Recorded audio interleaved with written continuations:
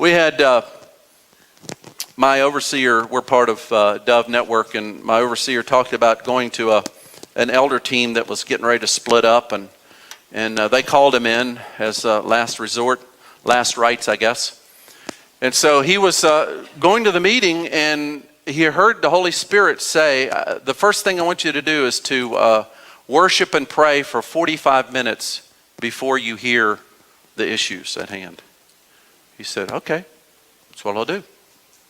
So he walked into the meeting and said, I know you guys want to discuss this, and you're at a place where you'd like to split and go and so forth, but I heard God say on the way we need to worship and pray for 45 minutes, and then we'll talk. That's what they did. Just worship and prayed for 45 minutes. They got done, and the person that was leading the charge of the opposition was the first one to speak. And he said, after what we have done the last 45 minutes, I have no issue. Wow. I have learned over the years that when you have problems in leadership, if they will pray with you, you'll resolve it. If they won't pray with you, you won't resolve it. It's just that simple. Good teaching is great, good worship is great, but I tell you, there's nothing that will bond you more than praying together. Praying together.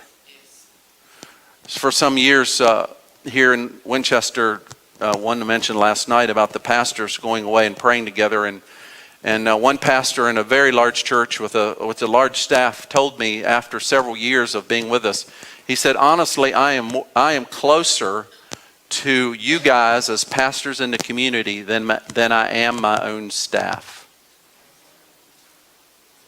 And he actually recognized that and took his staff on prayer retreats after that. He saw what prayer did.